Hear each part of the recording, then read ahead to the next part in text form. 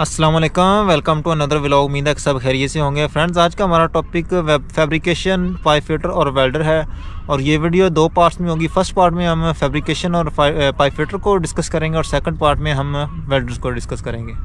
तो वीडियो आगे बढ़ने से पहले हमारा चैनल यूरोप इन्फो को लाजमी सब्सक्राइब करें ताकि इस तरह की आने वाली इन्फॉर्मेटिव वीडियो आप तक पहुँच सके। और अगर आपको ये वीडियो अच्छी लगे तो इसको लाइक और शेयर भी लाजमी कीजिएगा। तो फ्रेंड्स, सबसे पहले हम डिस्कस करते हैं कि फैब्रिकेशन और पाइप फिटर में क्या फ़र्क है, क्या डिफरेंस है। क्योंकि कुछ लोग समझते हैं कि पाइप फिटर और फैब्रिकेटर एक ही चीज़ है। तो फैब्रिकेशन एक ऐसा प्रोसेस जिसमें मुख्तलिफ मेटल्स को लेकर दी गई मेजरमेंट के मुताबिक एक शेप बनाना, एक पार्ट्स बनाना, तो उसको फैब्रिकेशन कहते हैं। और जो ये काम करता है वर्कशॉप में तो उसको फैब्रिकेटर कहते हैं। और जो ये बनाई गई शेप या पार्ट्स को दी गई मेजरमेंट के मुताबिक या ड्राइंग के मुताबिक उसकी जगह पे जाके फिट करता है, उसकी टैकिंग करता है, उसको पाइप फिटर कहते हैं। तो इस लिहाज से फैब्रिकेटर और पाइप फिटर जो है वो मुख्तलिफ है। फैब्रिकेटर का अपना काम है, पाइप फिटर का अपना काम है, मुख्तलिफ काम है। आसान अल्फाज में मैं आपको समझाता हूँ। जिस तरह मिसाल के तौर पर मुख्तलिफ लोहे के पाइपों को लेकर या किसी और मेटल्स को लेकर, मुख्तलिफ मेटल्स को लेकर उसको बेंड करना, उस पाइपों को बेंड करना, उसको वेल्डिंग करना या उसकी कटिंग करके जो एक शेप तैयार होती है, उस अमल को फैब्रिकेशन कहते हैं। और जो वो काम बंदा करता है वो वर्कशॉप में या जहाँ पे भी वो बंदा काम करता है उसको फैब्रिकेटर कहते हैं। ठीक। और वो जो चीज़ बनती है उधर, जो फैब्रिकेटर एक चीज़ बनाता है उसको जाके उसकी जगह पे लगाना, उसको फिट करना, जो ड्राइंग दी गई है उसके मुताबिक उसको फिट करना, उसको वेल्डिंग करना, टैकिंग करना, टैकिंग करके जो मुकम्मल काम करना, उसको पाइप फिटर कहते हैं। फ्रेंड्स, अगर पाइप फिटर पे बात हो रही है तो कुछ अर्सा पहले इधर रोमानिया में कुछ पाइप फिटर और वेल्डर पाकिस्तान से आए थे, तो उनको कुछ इश्यूज़ फेस करने पड़े थे। तो इस लिहाज से मैंने ये वीडियो बनाई है ताकि जो नए आने वाले वर्कर हैं उनको ये प्रॉब्लम फेस ना करनी पड़े। मैं आपको बात कर रहा हूँ फ्रेशर की। जो फ्रेशर है, जिन्होंने पहले काम नहीं किया हुआ या जो प्लम्बर का काम करके यहाँ पे पाइप फिटर के तौर पर आए हैं, तो उनको ये प्रॉब्लम फेस करने पड़े हैं। तो वो मैं आपसे आज डिस्कस करता हूँ। तो उसमें जो नंबर 1 पे आता है वो है लैंग्वेज का। नंबर 2 पे जो आता है वो है ड्राइंग का। नंबर 3 पे जो आता है वो है ग्राइंडिंग का और कटिंग का। नंबर 4 पे है टैकिंग करना। नंबर 5 पे है मेजरमेंट। और नंबर 6 पे है जो काम आप कर रहे हैं या जो चीज़ आप लगा रहे हैं उसके बारे में आपको नॉलेज होना चाहिए। तो सबसे पहले हम बात करते हैं नंबर 1 पे जो लैंग्वेज है। अगेन वही बात है, मैं अपनी हर वीडियो में आपको बताता हूँ कि यहाँ पे लैंग्वेज का बहुत ज़्यादा इशू है, क्योंकि यहाँ के लोगों को बिल्कुल भी इंग्लिश नहीं आती है। किसी 100 में से 5 बंदों को या 3 बंदों को इंग्लिश आती है जो समझते हैं इंग्लिश। इस वजह से काम करने में कुछ मिसअंडरस्टैंडिंग पैदा हो जाती है, कुछ गलतफहमियाँ पैदा हो जाती हैं, कुछ प्रॉब्लम क्रिएट हो जाती हैं। क्योंकि वो आपको कुछ काम करने को कह रहे हैं, आप कुछ कर दें, कुछ और कर दें। वो आपको कुछ और चीज़ लाने को बोले, आप कोई और मुख्तलिफ चीज़ लेकर आ जाएं, तो उधर काफ़ी प्रॉब्लम क्रिएट हो जाती हैं काम करने में। तो इसका बेहतरीन हल यही है कि आप रोमानिया आने से पहले, चाहे जिस कंपनी में भी आएँ, जो भी काम करने के लिए आए, चाहे पाइप फिटर का है, ये सब के लिए ये प्रॉब्लम है, चाहे किसी भी काम के लिए आए, तो आप कोशिश करें आप इनके जो बेसिक वर्ड है ना वो लाजमी सीखें। जिस तरह वो चीज़ कोई चीज़ लेकर आना है, ये लेके जाओ, ऊपर जाना है, नीचे आना है, ठीक है, ये पकड़ाओ, वो ये इस तरह के जो बेसिक वर्ड्स हैं जो आप बेसिक बोलते हैं, ठीक है, तो वो आपको लाजमी आने चाहिए। आप उसकी ट्राई करें, आप उसकी प्रैक्टिस करें, सीखें। तो उसका सबसे बेहतरीन जो वे है, जो उसका सबसे बेहतरीन हल यही है कि आप जो आपके पास है वो है गूगल ट्रांसलेटर है। आप गूगल ट्रांसलेटर पे आप लाजमी इसकी प्रैक्टिस करें रोमानी आने से पहले। उसके बाद दूसरे नंबर पे आ जाता है, कुछ लोगों ने यूट्यूब पे वीडियो बनाई होती हैं जो आपको सेम इंग्लिश का भी लफ्ज़ बोल के बताते हैं और रोमानी में भी वही लफ्ज़ बोल के बताते हैं। तो उनकी वीडियो मैं आपको डिस्क्रिप्शन में डाल दूँगा, उसके लिंक डाल दूँगा, तो आप उधर से भी हेल्प आउट ले सकते हैं और गूगल से भी हेल्प लें, गूगल ट्रांसलेटर से भी हेल्प लें। ये आपके लिए बहुत आसानी होगी। जब आप इधर रोमानिया में आएंगे तो ये आपके लिए बहुत आसानी होगी, आपको काम करने में भी आसानी होगी। आपको पता चलेगा कि यार काम करना क्या है। जब बंदे को यही नहीं पता चलना कि काम करना क्या, बंदा समझता ही नहीं है कि क्या काम करना, तो क्या काम करेगा, वो किस तरह काम करेगा। तो ये बहुत बड़ा जो मेजर यहाँ पे प्रॉब्लम है। तो उसके बाद फ्रेंड्स नंबर 2 पे आती है ड्राइंग का। तो जो फ्रेशर हैं या जो प्लम्बर का काम करके आए हैं या इस तरह का जो काम करके आए हैं, तो उनके लिए काफ़ी ज़्यादा जो ये प्रॉब्लम है ड्राइंग का। क्योंकि कुछ लोगों ने जो पहले गल्फ़ कंट्रियों में जो रिफाइनरी पे या ये गैस के प्लांटों पे या मुख्तलिफ प्लांटों पे काम करके हैं, उनको फिर भी कुछ ना कुछ आता है, वो काम कर लेते हैं। तो जो फ्रेशर हैं उनके लिए, क्योंकि ये आपका पाइप फिटर में काम करने का सबसे पहली स्टेज है ना, वो ये ड्राइंग है। ड्राइंग के बगैर आप कुछ भी नहीं कर सकते। किसी के साथ एक एज ए हेल्पर काम कर सकते हैं, लेकिन ख़ुद आप काम नहीं कर सकते। तो ड्राइंग में ये होता है कि आपको ये पता होना चाहिए कि ये कौन से डेक पे या किस जगह से किस तरह से वो हाइट पे, कहाँ से आपने हाइट पैमाइश करनी है, कहाँ से आपने सेंट्रल लाइन से या किसी दूसरी साइड से आपने पाइप की एक साइड से दूसरी साइड पैमाइश करनी है। आप ऊपर वाली साइड, नीचे वाली, या दाएं बाएं, लेफ़्ट राइट आपको पता होना चाहिए, और किस जगह पे जाके लगना है वो पता होना चाहिए। इसके लिए मैं आपको एक अलग वीडियो मुकम्मल डिटेल से बनाऊंगा। उसमें आपको उम्मीद है कि आपकी हेल्प होगी, आपको कुछ पता चलेगा कि ड्राइंग पे किस तरह काम करना है।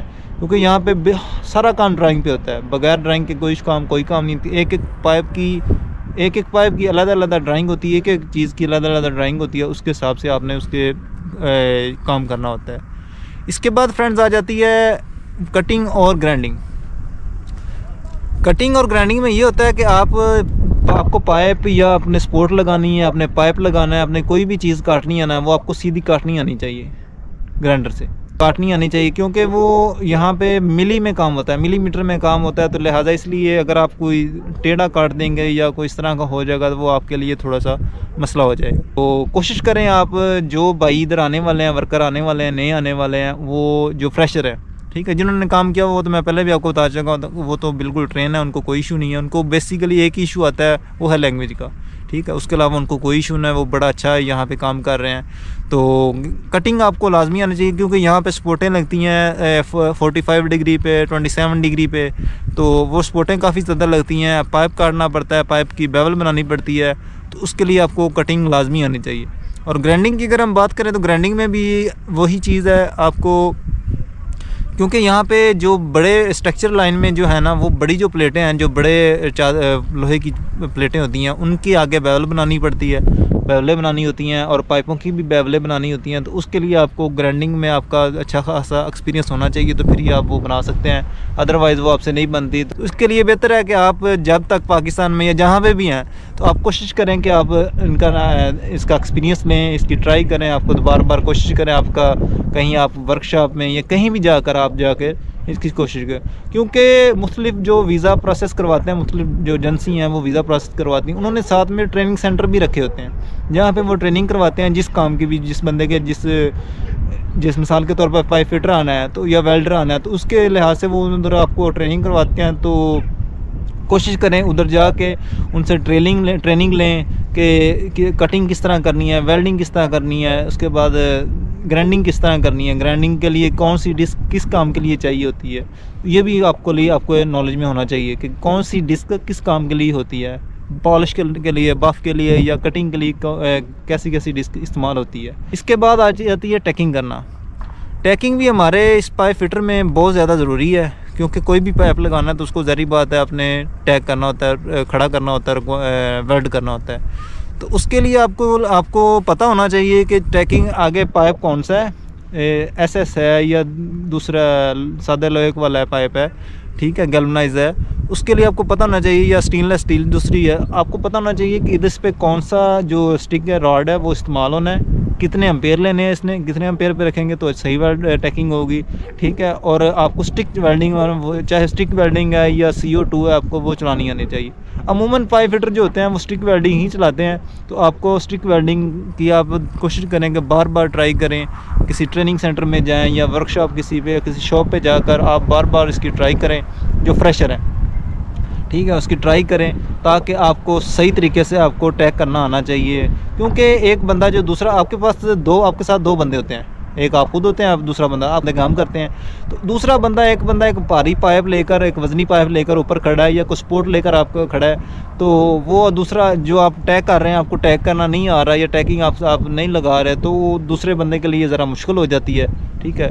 इसलिए बेहतर है कि आप रोमानिया में या रोमानिया में किसी भी कंपनी में एज अ पाइप फिटर आते हैं, तो आपको जो आपके पास एक्सपीरियंस होना चाहिए ना, टैग करने का, वेल्डिंग का एक्सपीरियंस होना चाहिए, वो ज़रूरी है। तो उसके लिए आपके लिए आसानी होगी। इसके बाद आ जाता है जनाब मेजरमेंट में यहाँ पे रोमानिया में मिलीमीटर में मेजरमेंट होती है ये पाइप फिटर में, ठीक है। पाइप फिटिंग के जो ये शोबा है इसमें मिलीमीटर में फरमाइश होती है, तो वो भी आपको आनी चाहिए मिलीमीटर में किस तरह फरमाइश करनी है। और ये भी आपको आना चाहिए कि सिर्फ आपके यहाँ पे ये नहीं होता कि यहाँ पे सिर्फ एक पाइप की फरमाइश करके इतना पाइप या इतनी स्पोर्ट वो काटनी नहीं है। आपको ये भी आना चाहिए कि एक फ्लेंज लगानी है, एक कोई पाइप किसी ये साइड पे लगाना है, दीवार के साथ लगाना है, तो उसके लिए आपको लेफ़्ट राइट हर साइड से फरमाइश करना आना चाहिए। फरमाइश के मुख्तलिफ ज़रिए हैं, मुख्तलिफ तरीके हैं, वो भी आपको आने चाहिए। तो फ्रेंड्स सबसे लास्ट पे जो है वो आ जाती है कि जो काम आप कर रहे हैं या जो काम आपने करना है आपको उसके बारे में कुछ नॉलेज है या नहीं है। मिसाल के तौर पर अगर कोई बंदा आपको कहता है कि ये फ्लेंज लगानी है, तो आपको पता होना चाहिए कि फ्लेंज का लेवल किस तरह करना है, ठीक है। उसका साइज़, उसकी जो मेजरमेंट है वो किस तरह करनी है, और कितने साइज़ का पाइप है, उसको कितने साइज़ की फ्लेंज लगनी है, और इसमें कौन सी गैस्केट कितने साइज़ की इस्तेमाल होनी है, और नट बोल्ट कितने इस्तेमाल होने हैं, किस साइज़ के इस्तेमाल होने हैं। तो पाइप कौन सा है, इसकी कौन सी जो टाइप है पाइप की, ठीक है। ये चीज़ें आपको लाजमी आनी चाहिए। कौन सा ओमेगा किस पाइप के लिए लगना है, और किस पाइप में वो आपने वो प्रोटेक्शन लगानी है, किस पाइप में आपने वो रबड़ लगाना है। तो ये सारे नॉलेज आपको होनी चाहिए। कौन सी डिस्क किसके का पर्पज़ के लिए इस्तेमाल होती है, ठीक है। और कौन सा जो स्टिक वेल्डिंग है, वो स्टिक वेल्डिंग में स्टिक के भी आगे होती है, जो रॉड होता है इलेक्ट्रोड जिसको बोलते हैं, वो भी होते हैं। जो एसएस के हैं वो अलहदा होते हैं, दूसरे अलहदा होते हैं। ये सारी ओवरऑल मैं बात करने का मकसद है कि आपको जो चीज़ें आप यहाँ पे यूज़ करते हैं, लगाते हैं, उसके बारे में आपको इल्म होना चाहिए कि ये इस साइज़ की है, ये काम करने के लिए इस्तेमाल होती है, ये इस पर्पज़ के लिए इस्तेमाल होती है। तो अगर ये वीडियो आपको पसंद आई हो तो इसको लाजमी शेयर और सब लाइक भी कीजिएगा। और इंशाल्लाह हम अगली नेक्स्ट वीडियो जो बनाएंगे वो वेल्डर की बनाएंगे, क्योंकि यहाँ पे वेल्डर को भी काफ़ी ज़्यादा इश्यूज़ आए हैं, क्योंकि वो पाकिस्तान से कुछ और एक्सपेक्ट करके आए थे, यहाँ पे कुछ और वो उनसे करवा रहे हैं। जो एसएस जो CO2 है या आर्गन है या स्टिक वेल्डिंग है, कुछ वेल्डर इस तरह के हैं कि उनको सिर्फ ग्राइंडिंग पे लगाया हुआ है, तो उनके कुछ इश्यूज़ हैं। तो वो हम इंशाल्लाह नेक्स्ट व्लॉग में डिस्कस करेंगे, और साथ में एक ड्राइंग का भी हम व्लॉग बनाएंगे, क्योंकि ड्राइंग का भी यहाँ पे आपको मैंने अगेन वही बताया था कि काफ़ी ज़्यादा इश्यूज़ हैं जो फ्रेशर है, ठीक है। तो वो भी इंशाल्लाह बनाएंगे। तो तब तक के लिए इजाज़त दें। अल्लाह हाफिज़।